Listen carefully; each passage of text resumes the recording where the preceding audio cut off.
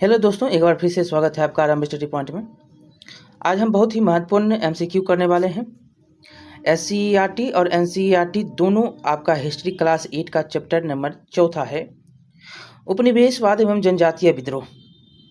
अब उपनिवेशवाद अंग्रेजों के समय में जनजातियों का विद्रोह क्यों शुरू हुआ, क्यों जो है वो इसको जो है भगाना चाह रहे थे, क्यों। यहाँ पर आपको पता है ना कि हमने पढ़ाया था कि इसमें जो दीकू था, मतलब बाहरी आदमी था, उसका प्रवेश हो गया था। महाजन, सेठ और अंग्रेज और ईसाई मिशनरी ये सब प्रवेश कर गए थे उनके क्षेत्र में, और नए नए कानून बनाए जा रहे थे, नई नई व्यवस्थाएं लाई जा रही थी। उनका जो अपना था, जो उनका परदादा दादा कह रहा था कि ये अब मेरा अपना ज़मीन है, ये मेरा मतलब कि मेरा जो है ये पूर्वजों का ज़मीन है, मैं इसको कैसे छोड़ दूँ। इसमें दो प्रकार के जो हैं क्षेत्र बनाए गए थे। आपको याद होगा कि एक क्षेत्र जो कि आरक्षित हो गया और एक क्षेत्र ऐसा क्षेत्र हो गया जिसमें जो है ना तो उतना चारा था, ना रहने के लिए उसे फल जो निर्भर होते थे, फल कंदमूल जो निर्भर होते थे, दवाई, वो सब जो है अब आरक्षित हो गए। और इसके कारण जनजातीय विद्रोह शुरू होता है। जनजातीय विद्रोह संथाल के क्षेत्रों में देखिए मुंडा विद्रोह होता है, मणिपुर के क्षेत्रों में होता है, ये सब हमने पढ़ा है। और ये जो कहाँ-कहाँ मतलब ऐसे-ऐसे जो जनजातीय विद्रोह कहाँ-कहाँ हुए हैं, ये आपको पढ़ना है। और आपको क्षेत्र कहाँ-कहाँ पर इसका है, ये भी आपको जानना है। तो हम यहाँ पर जितना भी क्वेश्चन जो एनसीईआरटी और एससीईआरटी में है उतना ही हम लाए हैं। ज़्यादा जो है आपको 11th-12th में दिया गया है, हम उसको जब पढ़ेंगे तब यहाँ पर क्वेश्चन उसका करेंगे। लेकिन आपको कुछ बातें जो जनजातीय विद्रोह कहाँ पर हुए हैं और किन-किन क्षेत्रों में, मतलब कहाँ पर वो पाए जाते हैं, जनजातीय लोग कहाँ पर उनका निवास स्थान है, ये हम आपको 2-4 जो हैं प्रदेशों के नाम बता देते हैं। जैसे कि गुजरात हो गया, गुजरात में भील, बंजारा और जो है टोडिया, ये सब। हिमाचल प्रदेश में गड्डी, गुड्डी, कनौरा, लाहौरी, और जम्मू कश्मीर में बक्करवाल, ये बहुत ही इंपॉर्टेंट है, गुज्जर, चांगपा, चंपा, ये सब जो है जम्मू कश्मीर में। नीचे केरल देखिएगा तो केरल में आपको क्या मिलता है, मोपला। मोपला सबसे बड़ा जो है, मोपला विद्रोह पढ़े होंगे, मोपला, उराली, ये सब जो है केरल में मिलता है। अब बीच में जो है मध्य प्रदेश में आपको भील, भील जो है बंजारा, गोंड, और ये सारे जो हैं आपको कहाँ मिलते हैं, कोल, मुंडा भी मिलता है मध्य प्रदेश में, ये सारे मध्य प्रदेश में। और आपको याद होगा कि महाराष्ट्र के बारे में आपको हमने बताया कि वहाँ पर बंजारा जो होता था, सामान को लाता था, ले जाता था, ये सब काम करता था कौन, बंजारा। और इसके बारे में हमने पहले भी जो है किसमें, तो हमने पढ़ा है मध्यकालीन भारत में, याद होगा आपको। और मेघालय हम जब जाते हैं या आप मणिपुर जाते हैं तो मणिपुर में आपको कुकी मिलता है, वहीं कुका जो मिलता है वो आपको पंजाब में मिलता है, पंजाब में कुका और मणिपुर में कुकी। और यहाँ पर नागा भी मिलता है मणिपुर में, और अंगामी भी मिलता है। मेघालय में देखेंगे तो गारो, खासी, जैंतिया, ये सभी जो है जनजाति के नाम है। गारो, खासी, जैंतिया जो देख रहे हैं मेघालय में, ये पहाड़ी पर बसने वाले ये सारे के सारे जनजाति हैं। उड़ीसा में देखेंगे तो जुआंग हो गया, संथाल, हो, कोल, ये सब जो है गोंड, सोंड, ये आपको मिलते हैं कहाँ, उड़ीसा में। और राजस्थान में क्या मिलता है, सांसी मिलता है, गरासिया मिलता है, भील, बंजारा, कोली, ये सब जो है आपको राजस्थान में। सिक्किम में भी आपको लेपचा और लिंबू मिलता है, ये जनजातीय लोग। और त्रिपुरा में लियांग और अथवा जो है त्रिपुरी लोग मिलता है।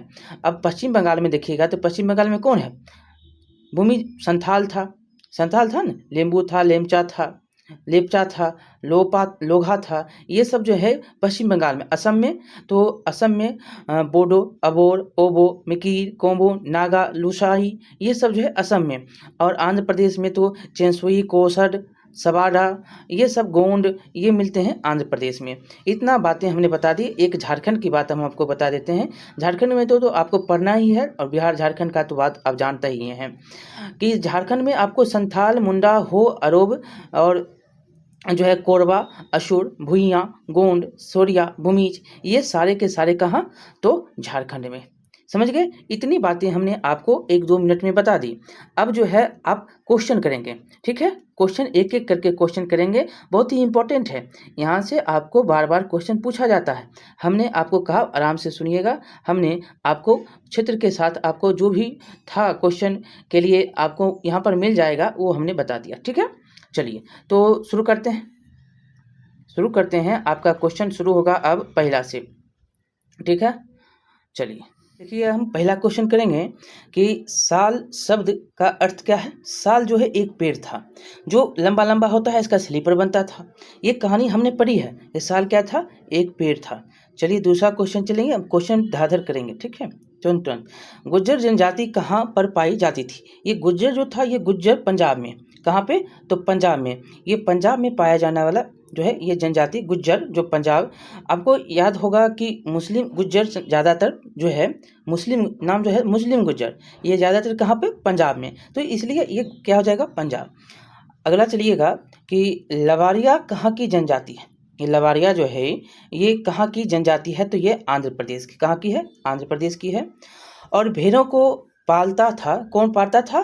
तो यही पालता था। ये लवारिया जो था ये भेड़ों को पालता था। लवारिया ये भेड़ों को पालता था। अगला क्वेश्चन है कि भेड़ों के झुंड को क्या कहते हैं? रेवड़ कहते हैं। भेड़ों के झुंड को क्या बोलते हैं? रेवड़ बोलते हैं। अगला है कि गैरिये कहाँ पर रहते थे? गैरिये कहाँ पर रहता था? तो गैरिया जो है वो जम्मू, यहाँ पर देखेंगे तो कुल्लू है, कुल्लू का क्षेत्र गैरिया का, वो ज़्यादा फेमस था। कुल्लू के क्षेत्रों में गैरिया रहा करता था, ठीक है। अगला देखेंगे, जो ब्रिटिश अफसरों की नज़र में सभ्य कौन थे? तो ब्रिटिश की नज़र में देखिएगा तो सभ्य दोनों था। कौन कौन? गौर और संथाल। क्यों? क्योंकि इसका काम कर रहा था ना, यहाँ पर जो लोग था वो यहाँ पर अच्छा से रह रहा था, अपने जीवन को जी रहा था अच्छे तरीके से।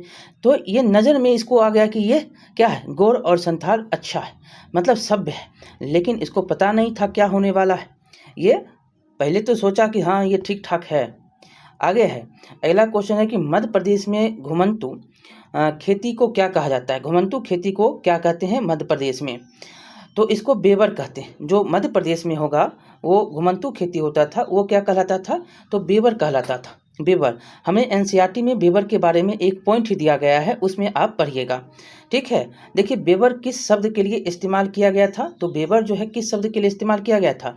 तो जंगल में रहने वाले बालों के लिए, जो जंगल में रह रहे हैं उसके लिए बेवर शब्द का इस्तेमाल हुआ था। देखिएगा 10वां क्वेश्चन है कि अंग्रेजों के आने से पहले आदिवासी मुखियाओं का स्थान कैसा था?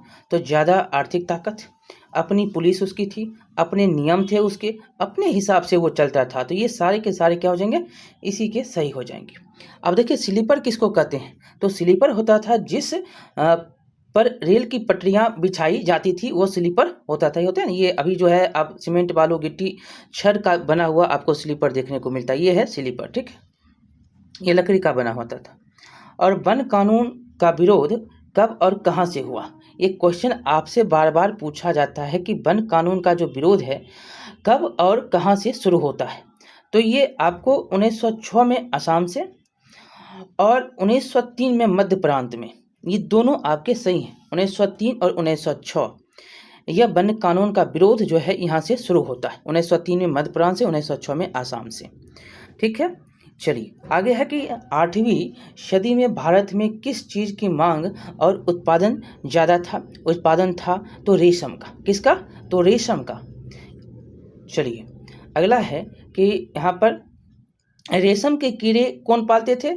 तो झारखंड, यहाँ पर जो है झारखंड के लोग, हजारीबाग के लोग, संथाल के लोग, ये जो क्षेत्र है झारखंड वाला, यहाँ पर ये सारे के सारे जो हैं लोग यहाँ पर रेशम कीड़े पालते थे। इनको कम दाम मिलता था, इनको जो है इतना मेहनत करते थे, कम दाम इसको लेता था जो बिचौलिया होता है, और वह ज़्यादा दाम पर जो है बेच देता था। और यह कहाँ चला जाता था? तो ब्रिटेन चला जाता था, और जो है यहाँ पर सूती कपड़े बन के आ जाता था, और दाम इसके क्या होते थे? महंगे होते थे। चलिए 15 नंबर है कि चाय के बागान और खनन उद्योग कब फैलने लगा? चाय का बागान जब उसका क्या नाम है, विक्टोरिया का बेटा जब यहाँ पर आता है, आपको याद होगा कि उसने चाय की जो है यहाँ पर ऑर्थर नाम था उसका, वो यहाँ पर शुरू करता है चाय का, जो है पहले अध्याय में हमने पढ़ा था हिस्ट्री में। तो इसका जो है खनन, मतलब अब देखिए चाय के बागान और खनन का जो है कब फैलने लगा, ये जो है फैलता कब है, कौन सी ईस्वी में? तो 19वीं। कब? तो 19वीं शताब्दी में जो है ये फैलना शुरू हो जाता है। अगला है कि कोयला खदान कहाँ पर थी? तो झरिया में है। कहाँ पर है? झरिया में। और ये कहाँ झरिया पड़ता है? थी है ना, थी तो आपको याद रखना है, थी दोनों हो जाएगा, झारखंड और बिहार दोनों। झरिया जो था पहले ये बिहार में ही था, तो ये आपका दोनों हो जाएगा। ये कोयला खदान कहाँ पर थी? तो बिहार झारखंड में थी, ठीक है। चलिए, अब है कि बर्ली कब और कहाँ पर हुआ। ये महाराष्ट्र में है, ये तो आप जानते हैं कि ये महाराष्ट्र का क्षेत्र है। ये कहाँ का? महाराष्ट्र का। महाराष्ट्र में जब है तो 1940 होगा। बर्ली विद्रोह कब और कहाँ? तो 1940 में महाराष्ट्र में। चलिए आगे है कि बस्तर और बर्ली क्या थे। बस्तर और बर्ली क्या था? तो आपको याद रखना है कि बस्तर और बर्ली जो था, बदलती कानून, शोषण, पाबंदियों के खिलाफ बगावत, ये तीनों, बदलता कानून, शोषण हो रहा था, जो पाबंदी था उसके खिलाफ बगावत शुरू हो गया, ये सारे के सारे जो हैं बस्तर और बर्ली थे।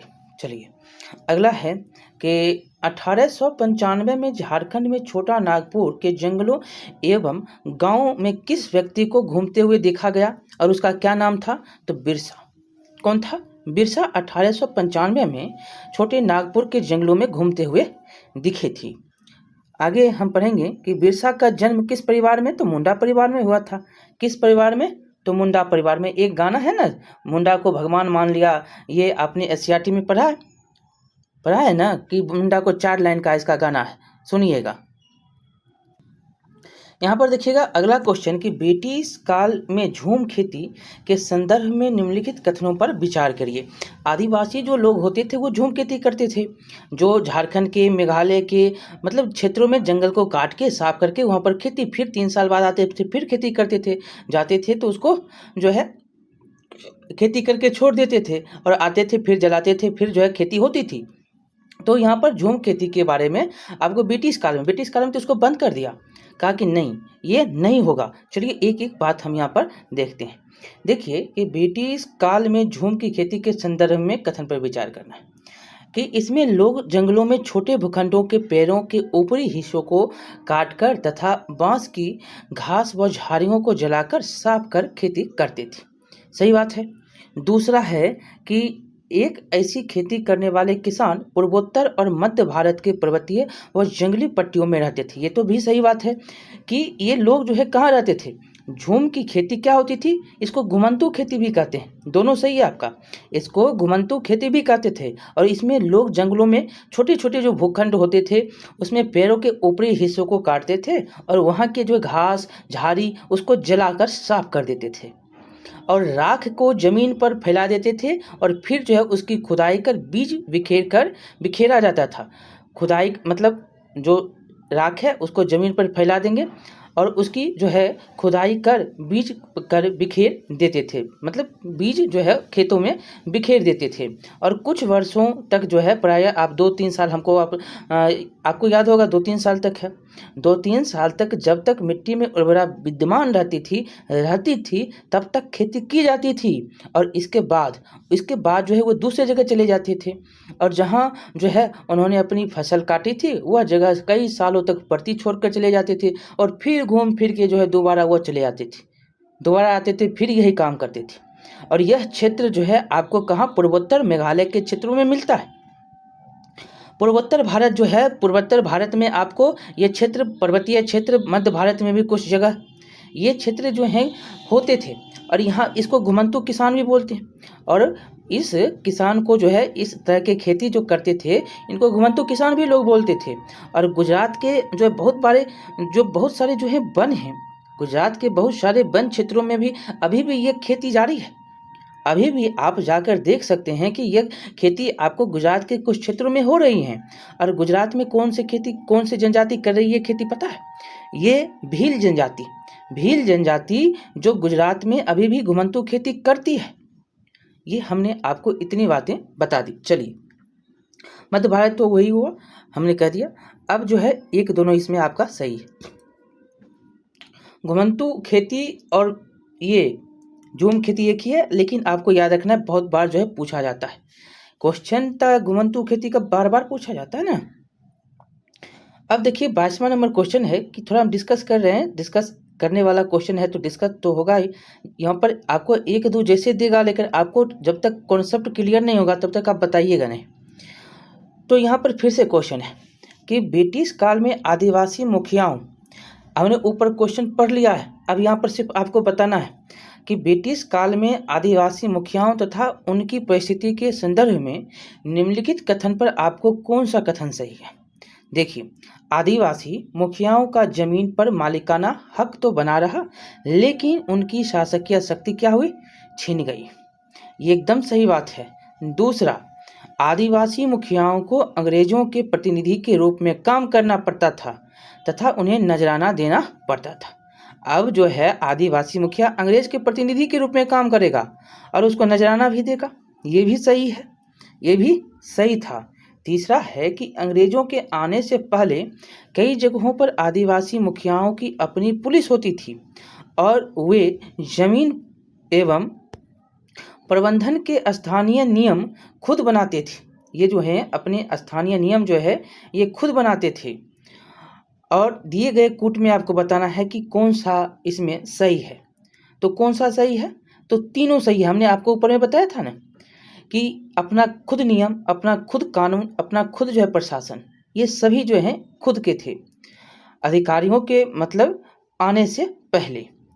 और उसके बाद जब आया तो ये इसका मालिकाना हक छीन जाता है, उसको कर देना पड़ता है, ये सारी बातें जो होती हैं। तो ये सारी बातें आपको यहाँ पर ऑप्शन में ये जो है यहाँ पर 3 होता और ये तीनों के तीनों सही हैं, ठीक है। और आपको हम एक दो बात 2 मिनट में बताते हैं, सुनिएगा। एक मिनट लेंगे, बस 1 मिनट। देखिए अंग्रेजों से यहाँ पर चलिएगा। देखिए यहाँ पर है कि अंग्रेजों के आने से पहले अनेक स्थानों पर मतलब कई जगहों पर आदिवासी मुखियाओं की अपनी पुलिस होती थी, अपना जमीन और प्रबंधन के जो है स्थानीय नियम होते थे वो खुद बनाता था। और जब अंग्रेज आया तब क्या हुआ? उसका जो सिर्फ क्या बचा? तो प्रशासनिक शक्तियां तो छीन गई। बचा तो बचा क्या? तो एकमात्र जमीन पर मालिकाना हक बना रहा और प्रशासनिक जो है जो भी था वो गया काम से, पुलिस ले लिया अंग्रेज। ये हो गया। और एक बात आपको और याद रखना है कि इन मुखियाओं और ब्रिटिशों जो थे, ये ब्रिटिश जो था अधिकारियों द्वारा बनाए गए नियमों को मानने के लिए बाध्य कर दिया गया। जो ये मुखिया था ये ब्रिटिश नियम को मानेगा, बाध्य कर दिया और उन्हें अंग्रेजों को नजराना देना पड़ा। हमने देखा ना यहाँ पर अंग्रेज को नजराना देना पड़ा और अंग्रेजों के प्रतिनिधि के रूप में, ये देख सकते हैं, प्रतिनिधि के रूप में काम करना पड़ा। ये सारे के सारे बात आपको यहाँ पर सही है। हमने 2-3 1 मिनट लिया होगा फिर से बताने के लिए। 23वां नंबर क्वेश्चन है कि 19वीं और 20वीं शताब्दियों के दौरान देश के विभिन्न भागों में जनजातीय समूहों ने बदलते कानूनों, अपने व्यवहार पर लगी पाबंदियों, नए करों और व्यापारियों व महाजनों द्वारा किए जा रहे शोषण के खिलाफ कई बार विद्रोह किए। ऐसे विद्रोह के संदर्भ में आपको सही क्रम लगाना है, ठीक है। पहला संथाल विद्रोह, कोल विद्रोह और बस्तर विद्रोह, बर्ली विद्रोह। बर्ली कब होता है? 1940 में। उससे पहले ना कोल होगा, उससे पहले कोल होगा, तब संथाल होगा, ऐसे होगा। तो कोल, संथाल, बस्तर और बर्ली। तो बर्ली को तो आप जान रहे हैं महाराष्ट्र में हुआ, ये 1940 में हुआ है। और यहाँ पर देखेंगे तो बर्ली, बस्तर विद्रोह, संथाल और कोल, ये सारे के सारे जो हैं यहाँ पर गलत हैं। सही आपका क्या हो जाएगा?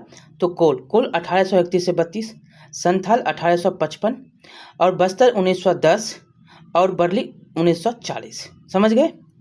ये आपको याद रखना है, यहाँ से बार बार क्वेश्चन पूछा जाता है। एक बार और सुनिएगा कि कोल जो होता है 1831 से 32, संथाल 1855 और बस्तर 1910, ये मध्य भारत जो है, और जो है बर्ली 1940 आप महाराष्ट्र। ये समझ रहे हैं? ये समझ गए आप? तो चलिए ये आपका आंसर हो गया। दूसरा नंबर, आगे चलेंगे। अगला है कि बिरसा मुंडा जो थे, बिरसा मुंडा, उनका आपको याद रखना है कि बिरसा मुंडा के बारे में याद है। बिरसा मुंडा के बारे में आपको बहुत कुछ बातें याद रखनी है, यहाँ से बार बार क्वेश्चन पूछा जाता है। आप बिहार के एग्जाम देंगे तो बिरसा को याद रखना है।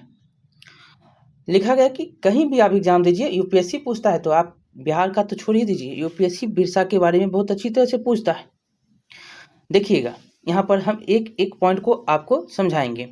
बिरसा मुंडा के आंदोलनों के संदर्भ में निम्नलिखित कथनों पर विचार करना है। पहला है कि बिरसा ने अपने समर्थकों को दिकुओं के उत्पीड़नों से आज़ाद करने के लिए आंदोलन किया। ये दिकु क्या होता था? बाहरी लोग। ये आंदोलन के लिए आज़ाद, मतलब कि आज़ाद करने के लिए आंदोलन की, ये सही बात है। बिरसा का आंदोलन आदिवासी समाज को सुधारने का आंदोलन था। ये भी सही बात है। बिरसा का जो आंदोलन था, कहा कि आप सभ्य जीवन जिए, कहा था ना कि आप सभ्य होकर जीवन अपना जिए, आप जो है अपने परिवार को अपने मतलब सही शिक्षा दें, ऐसी इसकी कहानी थी। कह रहा था, अपने आप को भगवान भी माना। ये तो आपको पता होगा। बिरसा का आंदोलन आदिवासी जो समाज था उसको सुधारने का आंदोलन था, और इसी क्रम में उसने ईसाई मिशनरियों और हिंदू जमींदारों दोनों का विरोध किया। और इसी क्रम में तीसरा है कि अंग्रेजों को बिरसा आंदोलन के राजनीतिक उद्देश्य से कोई परेशानी नहीं थी, बहुत परेशानी थी। यहाँ पर राजनीतिक उद्देश्य से तो इसका पूरा क्षेत्र जा रहा था। यहाँ पर दिकुओं, मिशनरियों और जो है महाजन, सेठ सब घुस गए थे। सब जो है अपनी जो है यहाँ पर ज़्यादा से ज़्यादा तो महाजन जो था वो कैसे हमको ज़मीन मिल जाए, कैसे हम ज़मीन लिखवा लें, ये सब तो होता था। अगला है कि सफ़ेद झंडा बिरसा का राज प्रतीक था। सफ़ेद झंडा जो है बिरसा का राज प्रतीक था, ये सही है। तो यहाँ पर आपको याद रखना है कि 1, 2 और 4, 1, 2 और 4 आपका सही है। अब जो है आप ध्यान से सुनिएगा, यहाँ पर एक बात हम आपको कहने वाले हैं। एक कहानी जो है थोड़ा सा लाइन में है, थोड़ा सा जो है लाइन से आप यहाँ पर देखिएगा, लाइन से ये लाइन जो है यहाँ से ये थोड़ा सा लाइन है, ये जो है इस पॉइंट से आप सुनिएगा कि अब जो है बिरसा का जन्म कब होता है। तो बिरसा का जन्म जो होता है आपको याद होगा ना, 1874 में बिरसा का जन्म हुआ। कहाँ होता है? तो छोटा नागपुर में होता है, एक गांव में होता है, और यह जो है आपको ये मुंडा परिवार में होता है। ये भी आपको याद होगा कि मुंडा परिवार में जो है बिरसा का जन्म हुआ। ठीक, छोटा नागपुर याद रखना है। और ये जनजातीय समूह था। बिरसा के समर्थकों, और आगे हम देखेंगे, बिरसा के समर्थकों जो थे ने अपने समर्थकों, जो भी बिरसा का समर्थक था, जो क्षेत्र था आदिवासी का जो क्षेत्र था, जैसे कि आपको याद होगा कि बिरसा के समर्थकों में क्षेत्र के दूसरे आदिवासी जो इसका क्षेत्र नहीं था उसका क्षेत्र का, जैसे कि संथाल हो गया और उराव हो गया, ये भी शामिल था समर्थक में। किसका समर्थक? तो बिरसा का समर्थक, समझ गए। और बिरसा ने अपने समर्थकों को दीकू मतलब बाहरी लोग के उत्पीड़न से आज़ाद कराने के लिए आंदोलन किया। ये आपका सही हुआ था ना। दूसरा आपको याद रखना है कि जो बिरसा कह रहा था कि बिरसा आंदोलन आदिवासी समाज को सुधारने का काम कर रहा था, आंदोलन भी किया, सुधारने का आंदोलन भी था, आदिवासी समाज को सुधारो। उसने मुंडाओं से आग्रह किया कि वे शराब पीना छोड़ दें, गाँव को साफ रखे, और डायन जो जादू टोना होता है उस पर एकदम विश्वास नहीं करना है। और बिरसा ने ईसाई जो मिशनरी था और हिंदू जमींदार था उसको उसका जो है लगातार विरोध किया, और उन्हें बाहर का मानता था, मतलब बाहरी कहता था, दीकू कहता था, जो मुंडा जीवन शैली को क्या कर रहा था? नष्ट कर रहा था। ये आपको याद रखना है। और यहाँ पर कुछ हम जो है इनके बारे में बताते हैं। ये आपका दूसरा पॉइंट हो गया। अब देखिए इनका पॉइंट, तीसरा पॉइंट जो अंग्रेज यहाँ पर है कि ये उद्देश्य अंग्रेजों को बिरसा आंदोलन के राजनीतिक जो हैं उद्देश्यों से बहुत ज़्यादा परेशानी थी। यहाँ पर नहीं है, ये गलत बात है, बहुत ज़्यादा परेशानी था। देखिए इसमें आपको हमने बता दिया था ना, मिशनरी, महाजन, हिंदू, गोस्वामी, ये सब सरकार से मिला हुआ था, और सरकार से मिलकर जो है यहाँ पर मुंडा को क्या कर रहा था, मतलब यहाँ के जो भी जनजातीय समूह थे उनको परेशान कर रहा था, शोषण कर रहा था। और ये तो राजनीति था ना, ये तो राजनीति कहते हैं, इसी को तो राजनीति आप कहते हैं कि सभी मिल जाइए, एक को आप पूरी तरह से, जैसे महागठबंधन देखिए, एक भाजपा को हराने के लिए कितना गठबंधन हो गया, कितने से दल आ गए, वही उस समय था। ये महाजन जो है, मिशनरी, भूस्वामी, ये सब जो है सरकार से मिला हुआ था, समझ गए। और जो है, और यहाँ पर जो है यह मुंडा क्या चाहता था कि इन सब को यहाँ से भगाओ, ये सब जो है इस सब को यहाँ से भगाओ और यहाँ पर मुंडा राज स्थापित करो, यहाँ पर मुंडा राज स्थापित होगा। और इन्होंने कहा भी कि मुंडा जो है, ये विक्टोरिया का राज खत्म, मुंडा राज शुरू, कहा था ना। आपको याद होगा तो हमको याद है तो हम बता रहे हैं आपको। आपको अगर याद होगा तो कहा था कि विक्टोरिया राज खत्म हुआ, मुंडा राज शुरू हो गया। और आपको ये भी याद रखना है यहाँ पर कि सफ़ेद झंडा जो था बिरसा का राज प्रतीक था ये, ठीक है। और इसकी मृत्यु कब होती है? तो हैजा से जेल में इसको ये बंद होता है और 1900 ईस्वी में हैजा से इसकी मृत्यु हो जाती है और जो है आंदोलन यहाँ पर ठंडा पड़ने लगता है। हमने जन्म से मृत्यु तक आपको बिरसा के बारे में बता दिया है। और यहाँ पर जो है पकड़ाता है, जाता है, जेल छूट कर आता है, फिर जंगलों में देखा जाता है और फिर अपना संगठन बनाता है, फिर जो है आगे बढ़ता है, फिर जेल में पकड़ाता है, फिर ये मरता है। ऐसे करके इसका कहानी है। और यहाँ पर बार बार आपको क्वेश्चन ये सब पूछा जाता है, ठीक है। चलिए, हमने बहुत सारी बातें आपसे कर ली। अब एक एक शब्द आपको बताना है। हमने पूरा डिस्कस 4-5 क्वेश्चन जो हमने आपको करवाए, अब उसके आधार पर सारे क्वेश्चन हैं, आपको वही बताना है, ठीक है। और उसके आधार क्या, जो इर्द गिर्द संथाल हो गया, जो भी है, जो भी आपको बगल में कब शुरू होता नहीं होता है, ये भी हम आपको क्वेश्चन इसमें दिए हुए हैं। अब आपको ये करना है, ठीक है। चलिए शुरू करते हैं इसका 25वां नंबर। अगला क्वेश्चन आपका है कि दीकू शब्द किसके लिए प्रयोग किया गया था? तो बाहरी लोग के लिए किया गया था। किसके लिए? बाहरी लोग। यहाँ पर देखिए, बाहरी लोग के लिए। अगला कि बकरियां पालने वाले और कश्मीर के आदिवासी कौन थे? तो बकरवाल थे। कौन थे? बकरवाल। आगे चलेंगे कि जनजातीय जीवन से संबंधित कथनों की सूची नीचे दी गई है, वह चुने जो आदिवासी जीवन से संबंधित नहीं है।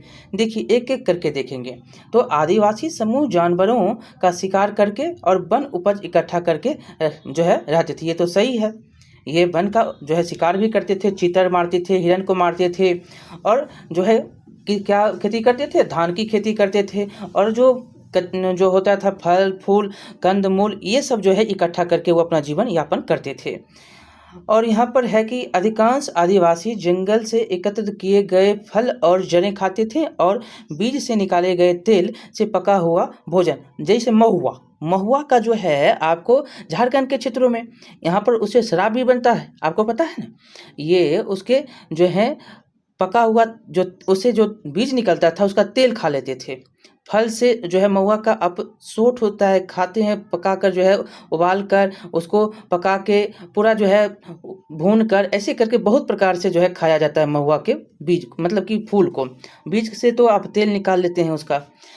और अगला है कि आदिवासियों ने जीवित रहने के लिए वनों को आवश्यक माना।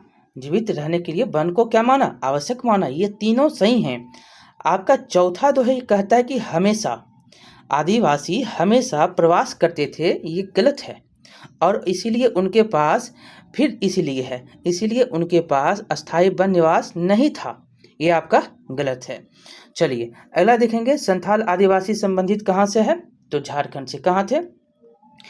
झारखंड से। अगला देखिएगा, 5वां नंबर है कि हजारीबाग के संथाल क्या थे? तो हजारीबाग के जो संथाल थे वो क्या थे?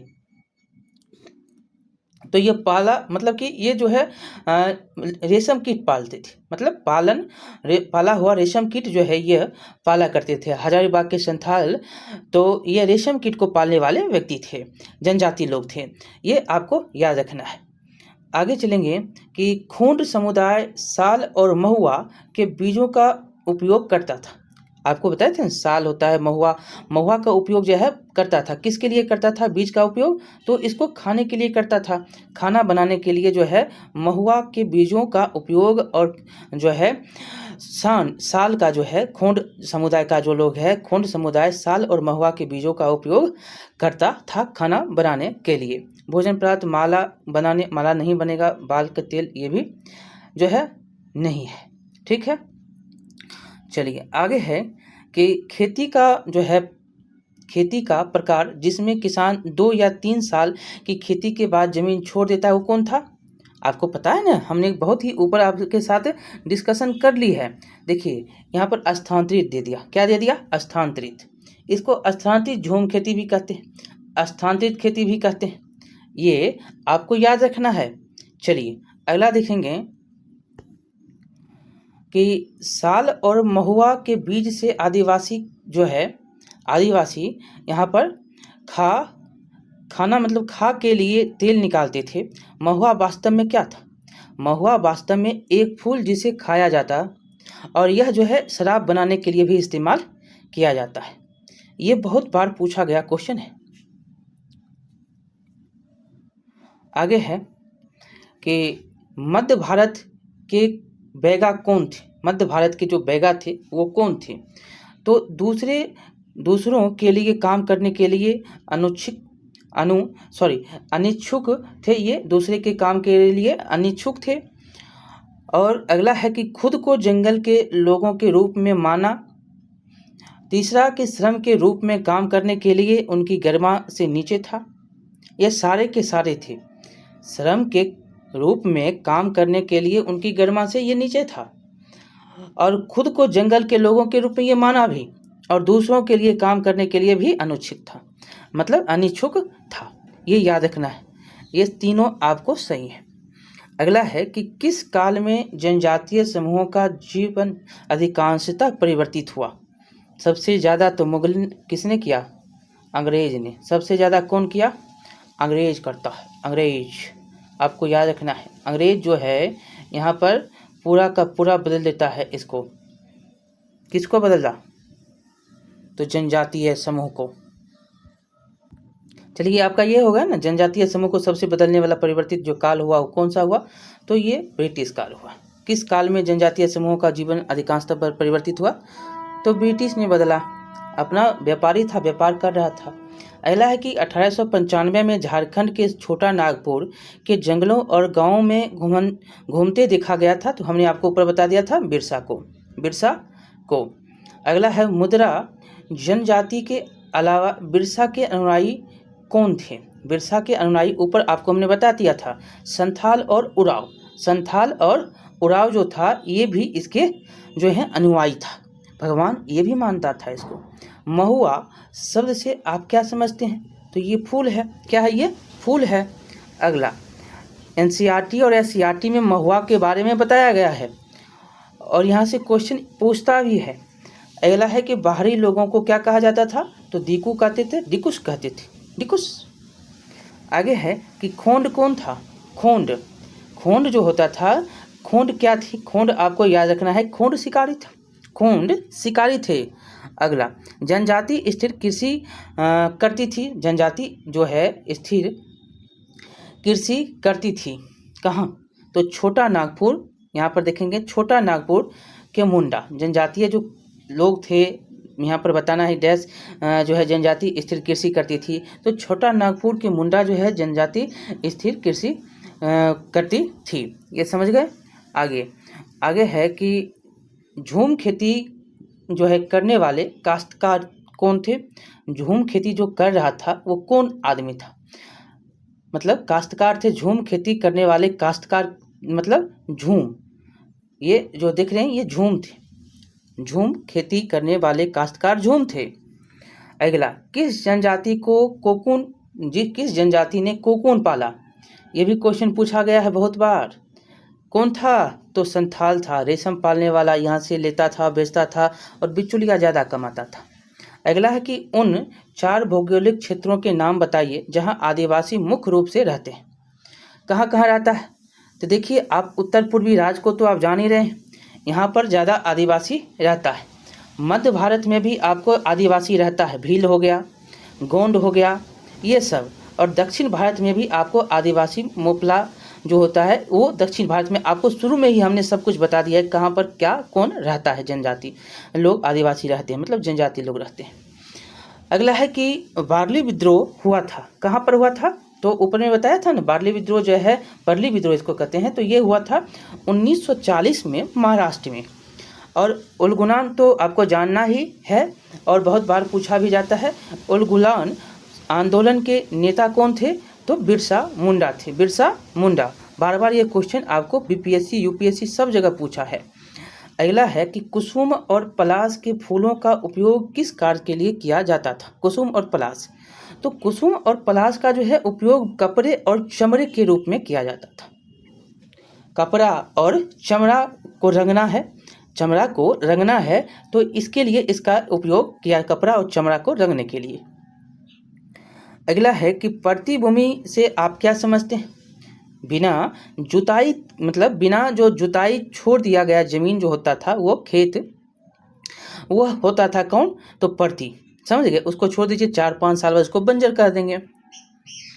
अगला है कि नीचे दी गई सूची के अनुसार पंजाब की पहाड़ियों के वन गुर्जर कौन थे? तो वन गुर्जर पंजाब के बारे में ऊपर में आपको हमने बताया था ना कि मवेशी चरवाहे ये लोग होते थे। क्या होते थे? मवेशी चरवाहे, मुस्लिम ज़्यादातर लोग होते थे। आगे चलेंगे कि मध्य प्रदेश में बेवर का प्रयोग किस कार्य के लिए किया जाता था? तो आपको ऊपर भी हमने बता दिया कि जो बेवर होते थे जाते थे खेती करने के लिए। क्या करने के लिए? जो ये बेवर का प्रयोग जो है खेती करने के लिए, झूम खेती करने के लिए, इसका उपयोग मध्य प्रदेश में किया जाता है। आगे चलेंगे कि उड़ीसा के खोंडों की तरह शाब्दिक आदिवासी कहाँ पर? खोंडों की तरह जो है, उड़ीसा के खोंडों की तरह शाब्दिक आदिवासी स्थानांतरित खेती का अभ्यास किया, निर्वाह खेती का, वन उत्पादों को एकत्रित और बेचा। तो उड़ीसा के खोंडों की तरह जो है शाब्दिक आदिवासी जो होते थे वो वन से जो एकत्रित होता था कोई भी सामान, उसी का एकत्रित करते थे वन से और उसको जाकर बेचते थे। और आसपास में ही जो है दुकान होती थी जो कम जो है इसका जो भाव कम देता था, सामान भी कम देता था। मतलब भाव जैसे ही कम देगा तो सामान कम होगा। और यह आपको याद होगा कि आदिवासी को एक संरक्षित क्षेत्र दिया गया था, और मतलब कि संरक्षित क्षेत्र नहीं दिया गया था, सॉरी। तो ये आपको याद रखना है। और ऐसे क्षेत्र दिए गए थे जिससे पेड़ पौधे तो आपको काटना ही नहीं है, सिर्फ जो है चराना ही जाना है गाय को या जानवर को, तो 2 से 3 दिन तक उसमें ज़्यादा नहीं टिकना है। ये सब बातें अंग्रेज के द्वारा की गई थी। चलिए आगे देखेंगे। संथाल जनजाति वर्ष विद्रोह हुआ, तो आपको हमने बता दिया था 1855 में। अगला है कुसुम और पलाश के बारे में हमने अभी तुरंत बताया है कि कुसुम और पलाश के फूलों की आपूर्ति के लिए स्थानीय बुनकरों और चमड़े के श्रमिकों ने क्या रुख किया? उसने कौन सा रुख किया ये बताना है। तो ये खोंड जो थे श्रमिकों का जो है, श्रमिकों ने डैश का रुख किया, तो डैश का रुख किया, खोंड का रुख किया।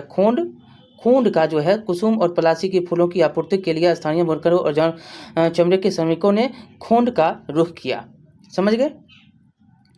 अगला देखिए 53 नंबर आपका क्वेश्चन है कि आदिवासियों से संबंधित कुछ कथन नीचे दिए गए हैं।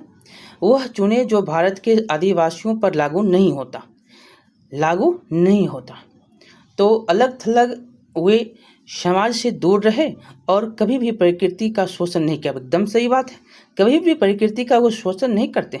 काटते मतलब कि स्लीपर बनाने के लिए तो यहाँ पर वन का जो है ठेकेदार ने उजाड़ दिया, नीलाम होता था। और जब अंतिम होने लगा तब वन अधिनियम आया और जो है उसको रोकने की कोशिश की गई। वन जो है रोपा गया बहुत सारे, और रोपा भी कौन गया? जिसका स्लीपर में काम होगा। लेकिन यहाँ पर ये समाज जो है वन और प्रकृति का कोई शोषण नहीं किया। उन्होंने आम संस्कृति, मतलब जो था आम संस्कृति साझा की। जो भी यहाँ आपका मतलब संथाल से गोंड चला गया, वहाँ से वो और उसका वो दोनों जो है संस्कृति साझा करता था। अभी भी आपको ये सारे मिलते हैं। आदिवासी समुदायों या समुदायों में रहना पसंद नहीं करते थे, ये तो गलत है। वो समुदाय में रहते थे। शिकार देखिए, चीतर हो, हिरन हो करने जाते थे समुदाय में, तीर का जो है निशानी जो है लगाते थे, प्रैक्टिस होता था इसका सबका। अब अगला है कि वे जंगलों और पहाड़ियों में रहते थे। एकदम सही बात है। मेघालय की पहाड़ी जाइए, मध्य प्रदेश में दक्षिण के पहाड़ी में जाइए, यहाँ पर आपको मिलेंगे। अंडमान निकोबार में आपको ये मिलते हैं। वहाँ पर तो कहा गया है कि उनको संरक्षित छोड़ दिया गया है। आप उनका जनगणना भी होता है, तो कैसे होता है? देखते हैं कि नदी के किनारे पानी लेने आया है तो गिन लेते हैं ऐसे करके। ये हमने किस में पढ़ा है? तो एनसीईआरटी के 9th क्लास में पढ़ा है। तो उसमें मतलब 9th क्लास और कहीं कहीं जो है ये सब दिया गया है, तो आप इसको जानिएगा। अगला देखेंगे कि अंग्रेज छोटा नागपुर पट्टी को महत्वपूर्ण क्यों मानते थे? क्योंकि यहाँ पर तो सब कुछ था भाई।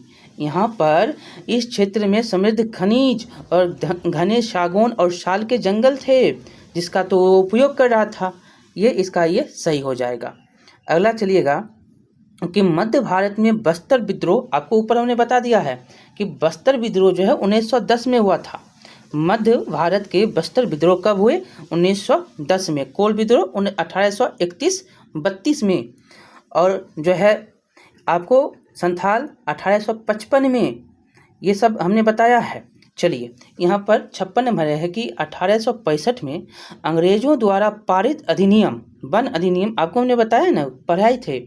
तो यहाँ पर वन अधिनियम बनता है जब जो है देखिए 1865 में अंग्रेजों द्वारा पारित अधिनियम का नाम बताइए जिसने अंग्रेजों को किसी भी वन भूमि को सरकारी भूमि घोषित करने की शक्ति दी।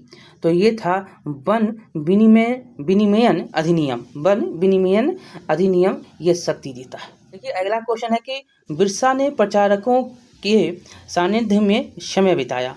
डैश के प्रचारकों होगा यहाँ पर, डैश के प्रचारकों में डैश के प्रचारकों के सानिध्य में समय बिताया। तो वैष्णव के जो हैं प्रचारकों के सानिध्य में जो है ये समय बिताता है।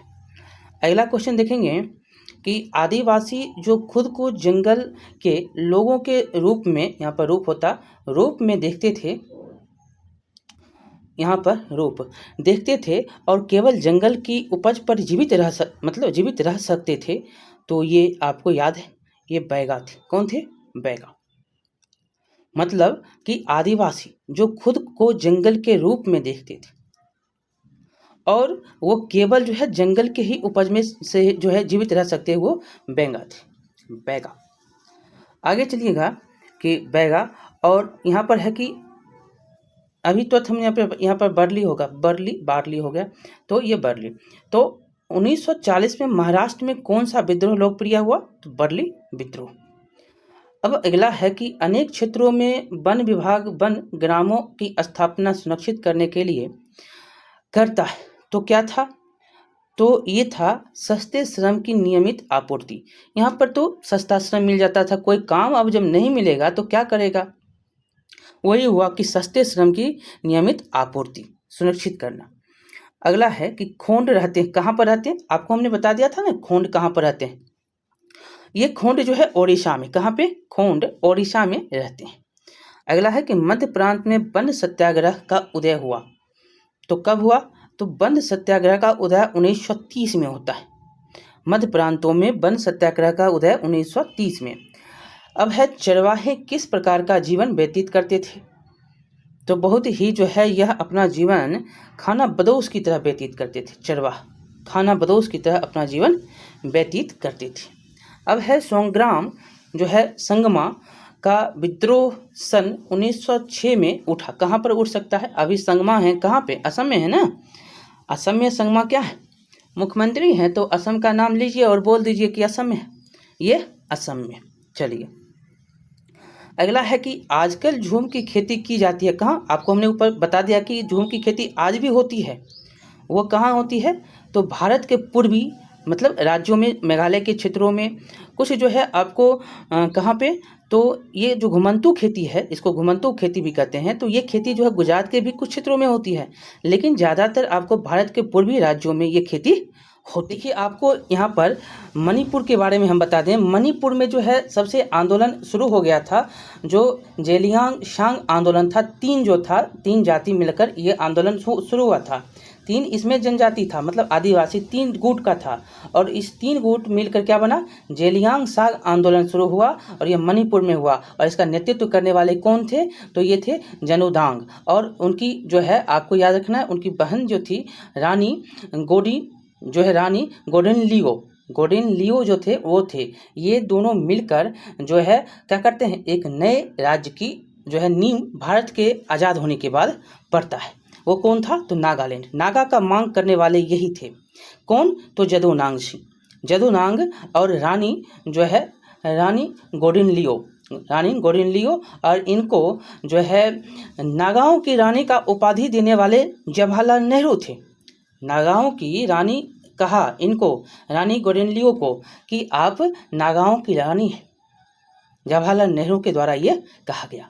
आपको 1-2 विद्रोह जो है कब कब हुआ है वो हम बता देते हैं। जैसे कि अहोम विद्रोह, ये हुआ है 1828 में, और इसके नेता कौन थे? गोमर्धन कुंवर। और जो है कच्छा नागा विद्रोह हुआ है, ये जो है 1882 में हुआ है। और शंभुदेन। और आपको जो ये जेलियांगशांग आंदोलन होता है ये 1932 में शुरू होता है। और इसके नेता कौन थे? ये दोनों, ये बहन जो थे, और जादू नांग और रानी गोडिन लियो। विद्रोह होता है, एक जो विद्रोह होता है वो होता है आपका रंपा विद्रोह 1922 से 24 में। और इसके जो नेता थे वो थे, कौन थे? अलोली सीताराम राजू, समझ गए। और रामोसी विद्रोह भी होता है 1822-29 में। कोल विद्रोह होता है 31 में, ये बुद्धू भगत थे। और रामोसी में कौन थे 1822-29 में? तो ये चित्तर सिंह थे। और भूमिज विद्रोह जो होता है मानभूमि में, ये 1832-33 में, इसमें गंगा नारायण थे। ये सारे क्वेश्चन जो है आपसे पूछे जाते हैं, बार बार जो है आपसे पूछा जाता है। जैसे फकीर भी जो है विद्रोह होता है 1876-77 में। ये सारे क्वेश्चन आपको याद रखने हैं। नील विद्रोह देखिए 1859-60 में। दिगंबर विश्वास एवं जो है विष्णु विश्वास के द्वारा होता है नील विद्रोह 1859-60 में। ये तो आपको पढ़े ही हैं कि नील विद्रोह में क्या से क्या होता है। एक ताना भगत विद्रोह तो आपको हमको बता ही दिए कि ताना भगत विद्रोह होता है। ये सारे क्वेश्चन जो है आपको पूछा जाता है, ठीक है। और पावना विद्रोह भी होता है 1873-76 में। ये ईशान चंद्र राय के द्वारा जो है नेतृत्व किया जाता है। बहुत सारे क्वेश्चन जो है यहाँ से पूछे जाते हैं, लेकिन यहाँ पर जो भी हमने दिया और कुछ आपको बता भी दिया। चलिए मिलते हैं अगले वीडियो में। आप लाइक करिए, शेयर करिए, सब्सक्राइब करिए। बहुत बहुत धन्यवाद।